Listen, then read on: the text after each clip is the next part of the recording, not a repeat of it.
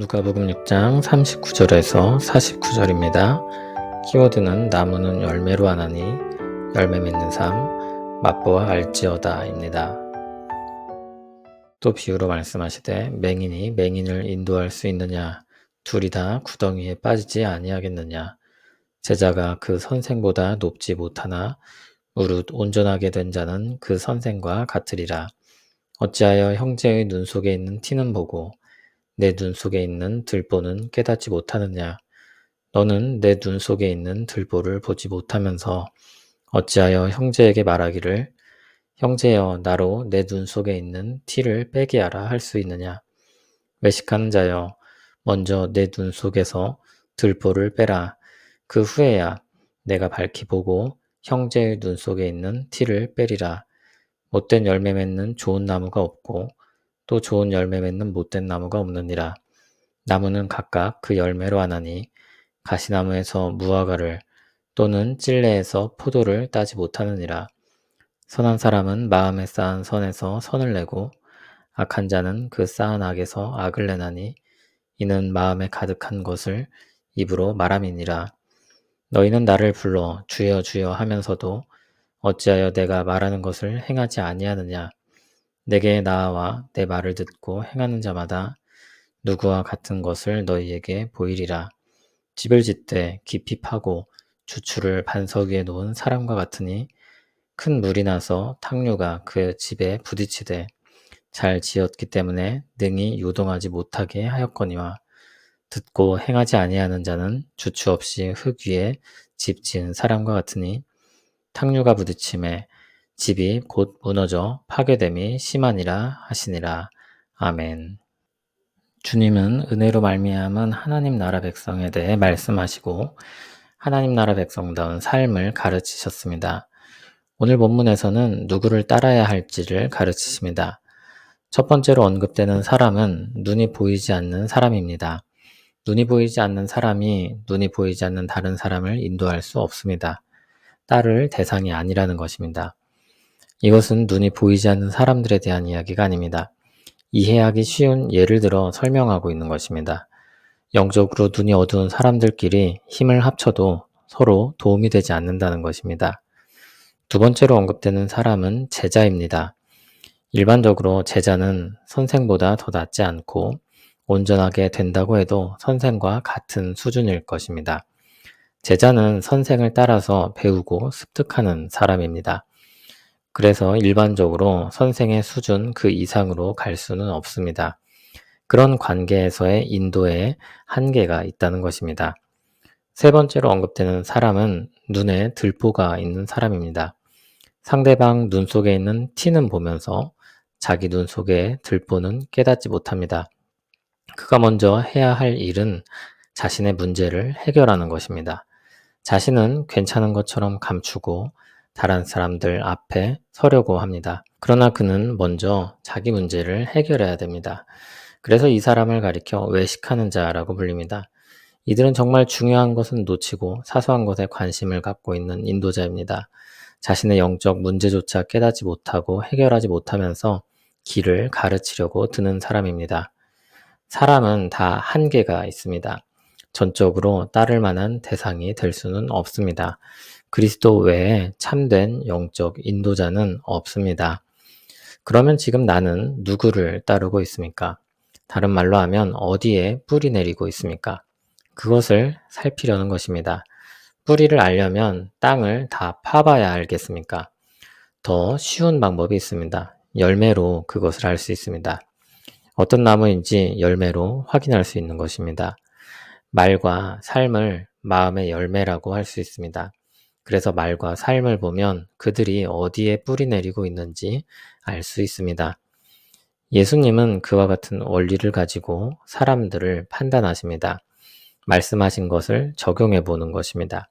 많은 사람들이 주여 주여 하며 주님을 따르겠다고 나섭니다. 그러나 주님의 말씀을 따르지는 않습니다. 주님의 말씀을 따르는 말이나 행함이 없습니다. 다시 말해 다른 데 뿌리를 내리고 있는 것입니다. 우리 마음을 어디에 기초를 두고 있는지는 좀 더 괜찮은 삶을 사는지 혹은 그렇지 않은지 정도의 문제가 아닙니다. 그것은 우리 영혼의 생사와 복을 결정짓는 일입니다. 누군가의 말을 듣고 행한다면 그 사람은 그 누군가에게 뿌리를 내리고 있는 것입니다.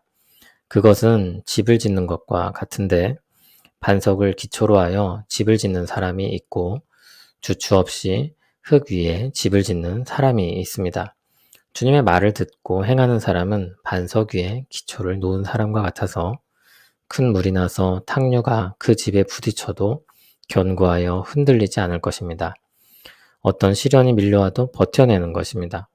그러나 듣고 행하지 아니하는 자는 흙더미에 집을 지은 사람 같아서 무너지고 맙니다. 주님을 기초로 하지 않고 뿌리 내리지 않는 결과는 심각한 것입니다. 그런데 왜 그런데 뿌리를 내릴까요? 그게 편하고 쉽기 때문입니다. 전체적으로 살펴볼 때 이 말씀은 선생이나 인도자를 선택하는 지혜를 가르치는 것이 아닙니다. 복음을 듣고 그리스도를 따르고 있는지를 묻고 있는 것입니다. 신자에게 자신이 누구에게 뿌리 내리고 있는지 묻는다면 주님이 아니라고 할 사람이 없을 것입니다. 그러나 그 기초 위에서 어떤 열매를 맺고 있느냐고 물으면 대답이 쉽지 않을 것입니다.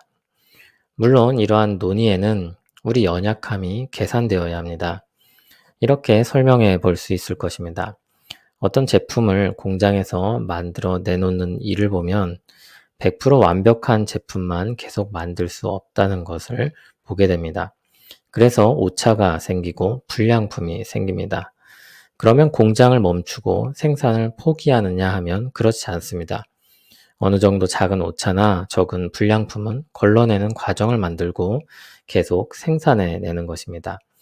다시 말해 어느 정도 문제가 있다고 해도 그 공장이 문을 닫아야 할 곳은 아니라는 것입니다. 거기도 생산성 있는 공장인 것입니다. 그와 같이 주께서 다시 오시기 전까지 우리가 온전하게 될 소망의 날이 오기 전까지 우리는 연약하고 부족할 것입니다. 좋은 열매만 있지 않을 것이라는 말입니다.